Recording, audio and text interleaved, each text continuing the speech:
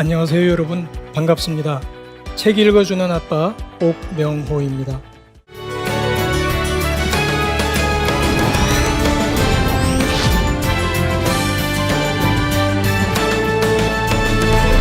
오늘은 어떻게 하면 부모가 또는 아빠가 아이들의 책 친구로서 책을 즐기고 좋아하는 사람으로 성장하게끔 돕고 격려하고 북돋을 수 있을지 그 이야기를 좀 들려드리고자 합니다. 제가 읽은 책 중에 생각하지 않는 사람들이라는 책이 있습니다. 세계적인 IT 미래학자가 정보기술 문명 시대를 비평한 에세이 글입니다.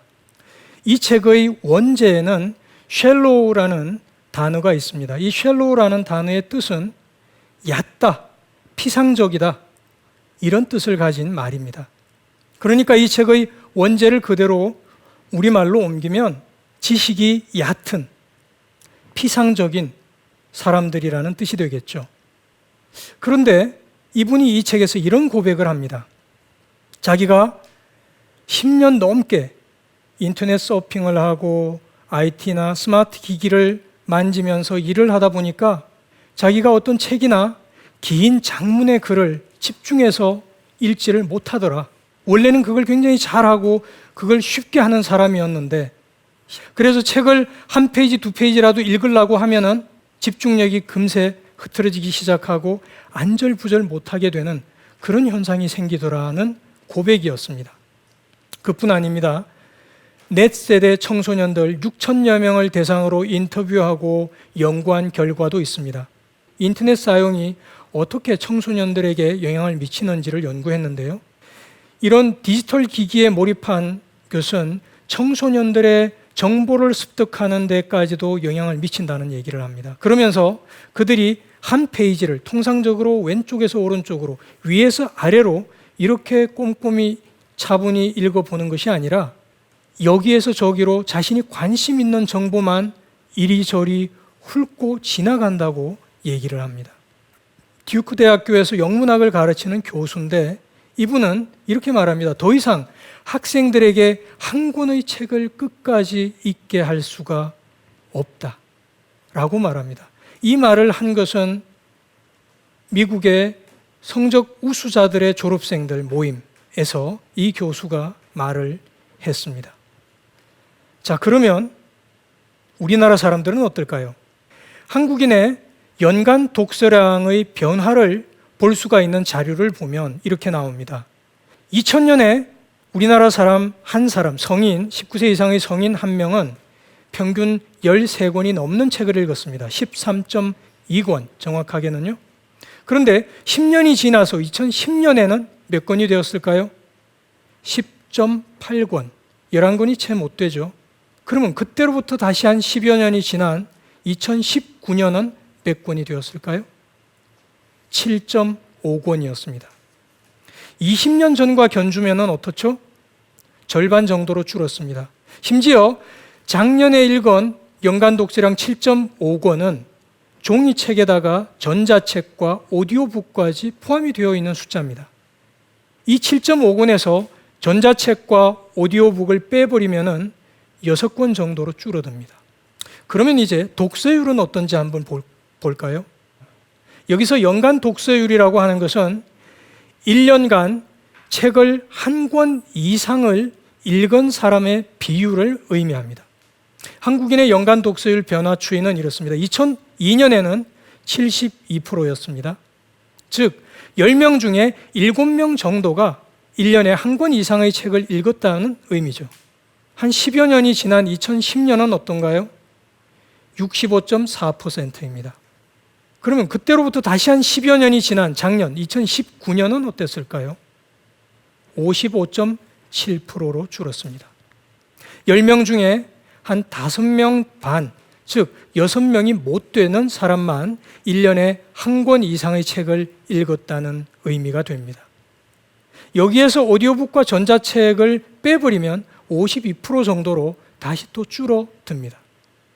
중요한 것은 그러면 어떻게 하면 부모 자신이 아이들의 책 친구로서 아이들이 책을 통해서 성장하는 책의 사람이 되도록 북돋을 수 있을까 하는 것이죠. 그래서 우리 아이들의 책 읽기, 독서를 북돋기 위한 요인으로 환경을 들 수 있겠습니다. 그러면 어떤 환경을 만들 수 있을까? 첫 번째는 무엇보다도 우리 부모 자신이 책을 읽는 사람이 되는 겁니다. 책을 읽는 모습을 아이들에게 보여주는 거죠. 그래서 아이들에게 스마트폰 그만 좀 하고 책 좀 읽어 라고 말하기 전에 우리 자신이, 부모인 우리 자신이 먼저 거실에서 혹은 안방에서 여가 시간에 여유 있을 때 책을 먼저 펼쳐드는 겁니다. 아이들은 늘 어른을 보배우며 자란다고 하지 않습니까? 이 보배운다라는 말이 저는 좋은데요. 보면서 배운다는 말이죠. 두 번째는 어떤 환경을 제공하면 좋을까요? 적극적으로 재정을 투자를 하셔서 집 안을 작은 미니 도서실처럼 그렇게 만들어 보시는 거죠. 그래서 아이의 눈길이 닿고 손길이 닿는 어디에나 책이 보이고 책이 잡히게 해 보시는 겁니다. 저희 둘째 아이가 4살, 5살 무렵이었나요? 책을 잘 능숙하게 읽을 때가 아니었습니다. 그런데 이 아이가 그때 책장에서 무슨 책을 하나를 뽑아서 펼쳐보더니 아빠 이게 무슨 책이에요? 물어보았습니다.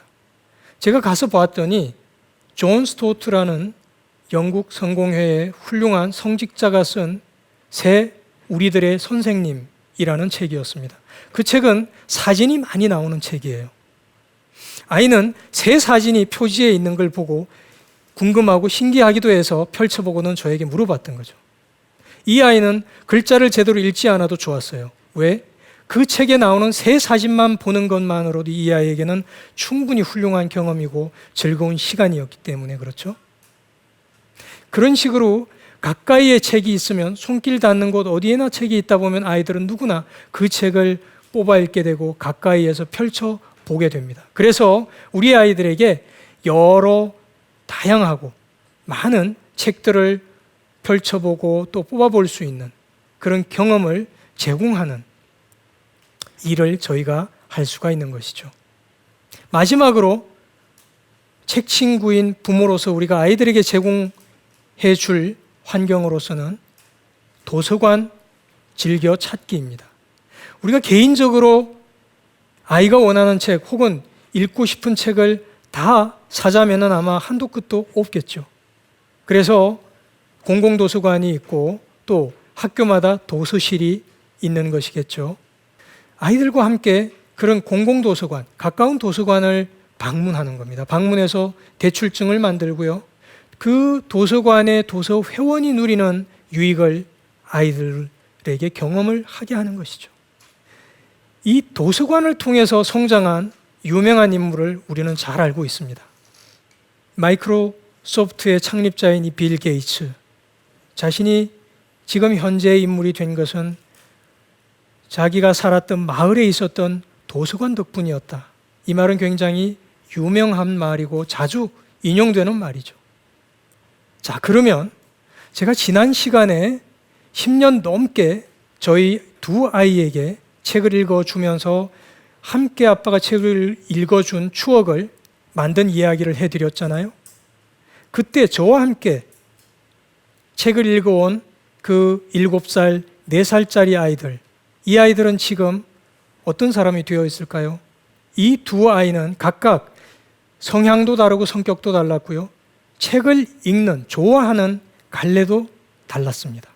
먼저 큰 아이, 22살 이 딸아이는요, 문학, 특별히 이야기, 즉 소설을 굉장히 좋아했습니다. 나니아 연대기, 메리 포핀스, 오만과 편견 같은 이런 책을 이 아이는 굉장히 좋아하고 이런 책들은 이 아이가 기본적으로 3번, 4번, 여러 번 읽고 또 읽었습니다.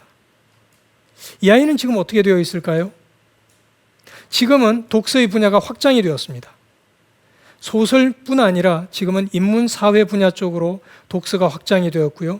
일상 독서가로 이 아이가 살아가고 있습니다. 일상의 여유 있는 시간에 책을 펼쳐서 자주 읽어봅니다. 저는 한 권의 책이 다 끝날 때까지 다른 책을 펼쳐보지는 못하는데 이 아이는 한 번에 여러 권의 책을 번갈아 가면서 아무 문제 없이 읽어 나갑니다. 지금은 그래서 독자에서 저자로 데뷔하는 준비를 하고 있습니다. 한 출판사와 책 출판에 관한 협의를 하면서 원고를 지금 쓰고 있습니다. 그러면 둘째는 어떨까요? 이 아이는 제로니모의 환상모험, 아스테릭스, 식객, 이와 같은 모험 이야기나 혹은 만화책을 굉장히 좋아하는 아이였습니다. 이렇게 만화를 굉장히 즐겨 있던 아이는 지금은 고등학교 1학년, 2학년에 걸쳐서 다독상을 연속으로 받았습니다. 자, 그러면 우리 부모들이 책 친구로서 어떻게 하면 아이들을 책으로 잘 격려하고 성장시킬 수 있겠는가? 그러기 위해서 우리 부모들에게는 좀 어떤 특징이 혹은 어떤 습관이 필요한가? 제일 먼저 부모인 우리 자신이 스스로 얼마나 꾸준히 책을 읽고 있는지를 물어야 합니다. 이것이 가장 중요한 특징입니다.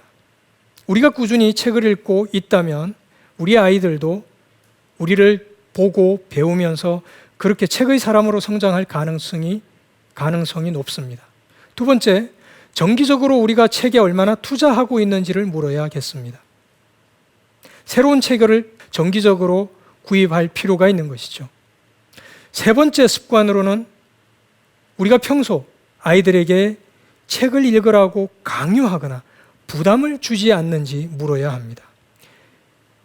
부모로서, 책 친구로서 우리 자신이 먼저 읽은 책을 아이들에게 권하고 소개하고 추천할 수는 있습니다. 그러나 이것과 아이들에게 너 스마트폰 그만하고 책 좀 읽어 라고 뭔가 밀어붙이고 강요하는 건 전혀 다릅니다. 자, 네 번째로는요, 아이들에게 책을 얼마나 자주 꾸준하게 읽어주고 있느냐입니다.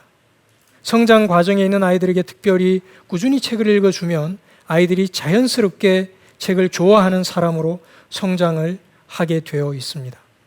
그리고 다섯 번째, 우리 아이들에게 책을 과연 얼마나 자주 선물했는가 하는 것입니다. 아이들이 책을 선물로 받고 또 그 책을 통해서 아이들이 성장을 하는 경험을 하게 우리가 돕는 것이죠. 여섯 번째는 아이들과 함께 서점을 얼마나 자주 방문을 하는가, 나들이 삼아 가는 것이죠. 특별히 멀리 야외로 나가기, 교외로 나가기가 뭔가 시간이 안 되고 어려울 경우에는 집에 가까운 서점, 언제든지 대중교통을 이용해서 갈 수도 있고요. 그 서점을 방문해서 아이들과 함께 책을 구경하다가 돌아올 수 있겠죠. 그런 경험들이 중요합니다.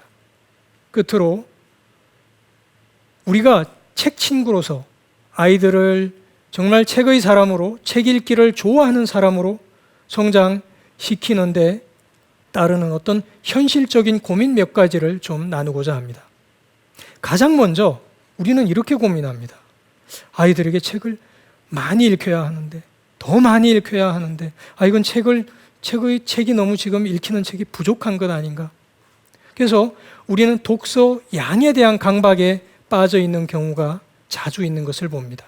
이에 대해서 고대 그리스의 철학자이자 저술가 플리니우스라는 분이 이런 말을 했습니다.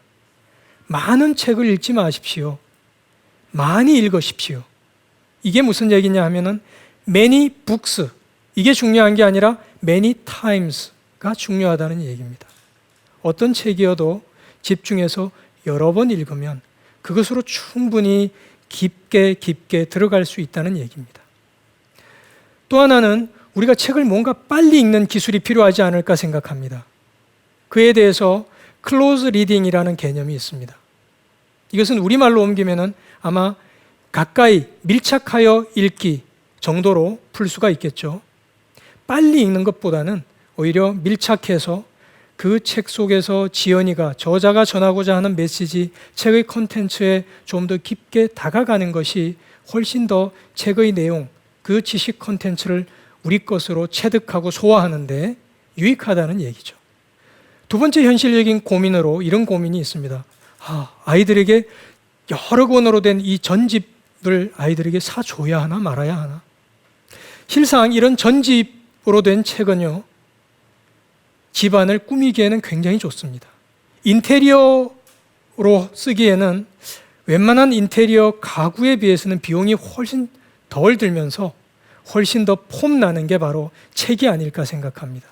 그런데요, 여기서 조심해야 될 것은 이 전집을 사고 아이에게 뭔가 비치를 해서 읽히게 하고자 하는 게 부모 자신의 욕심인지 아니면 정말 아이가 원하는 바인지를 분별할 필요가 있겠습니다.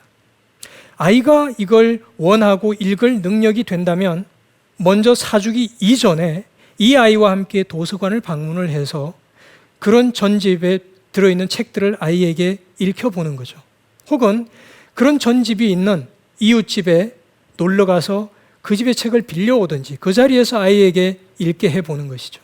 그렇게 해서 아이가 정말 그 책을 좋아하고 꾸준히 읽어나갈 것 같다는 확신이 든다면 그때 그 책을 구입하셔도 전혀 늦지 않을 겁니다. 세 번째로는 이 고민들 많이 하시는데요. 만화책을 읽혀야 하나? 아니면 읽는 걸 말려야 하나? 하는 겁니다. 그런데 만화책에도 고전이 있고 명작이 있습니다. 이런 고전 명작들은요, 찾아보면 쉽게 찾으실 수 있는데 저희 아이들에게는 저는 어렸을 때 아예 시리즈로 사놓고 아이들에게 읽게 했습니다. 물론 때로 아이들은 허접한 만화책을 좋아합니다. 그 허접한 만화책을 아이들이 읽을 때도 있습니다. 그러나 그 시기가 잠깐입니다. 평생 아이들이 그런 허접한 만화책을 끼고 읽을까요? 그렇지 않습니다. 저희 둘째 아이도 만화책을 어떤 만화책이든 간에 이 아이는 좋아하고 읽는 아이였어요. 그런데 중학교를 지나고 고등학교에 들어가면서는 거의 중3 정도 되니까 만화책은 이제 읽지를 않더라고요. 그런 점에서 만화책은 오히려 저는 좋은 만화책을 선별하고 권장하고 또 사줄만 하다고 생각합니다. 네 번째로 이런 고민이 있을 수 있습니다. 사춘기에 뭔가 좀 야해 보이는 책, 그런 소설 같은 거 읽으면 어쩌나. 럽실소라고 들어보셨나요? 럽실소, 줄임말인데요. 저게 지금은 안 나와요. 근데 저희 아이가 큰 아이가 중학교 1학년 때쯤에 저게 유행을 했습니다. 러브 실화 소설. 이게 줄임말이에요. 럽실소. 좀 유치한 하이틴 로맨스 같은 그런 이야기예요. 고등학생 시기 때는 이 아이가 약간 야한 로맨스 소설을 읽더라고요. 도서관에서 빌려왔더라고요. 보니까. 그래서 도서관에 이런 책도 소장하고 빌려주는구나 하는 걸 처음 알았는데 사실은 아이가 없을 때 그 책을 보고 사실은 내심 조금 놀랐습니다. 아니, 이 녀석이 이런 책을? 그때 제가 어떻게 했을까요? 아이를 불러서 너 왜 이런 조금 이상한 책을 읽니? 라고 말하지 않았습니다. 그냥 못 본 척, 모른 척 해주었습니다. 왜냐하면요, 지금 이 아이가 그런 책을 읽고 있지는 않거든요. 그런 책은 이 아이의 한때의 호기심을 채워주는 한때 읽을 거리였던 거죠. 그러니까 그 책이 이 아이에게 어떤 부정적인 영향을 전혀 끼친 바가 없다고 저는 확신해요. 다시 앞서 말씀드린 니콜라스 카 이야기로 돌아가겠습니다. 이 세계적인 디지털 사상가, IT 미래학자는 이런 말을 했습니다. 인터넷을 서핑하는 것은 지식이나 문화 콘텐츠를 즉흥적이고 단기적으로 접근하고 보게 만들어서 깊이를 잃어버린 그런 지식을 양산하게 한다. 니콜라스 카가 한 이 말은 바로 이런 질문일 겁니다. 이 스마트 기기들이 넘쳐나는 이 시대에 우리는 더 스마트해졌는가 하는 질문 말이죠.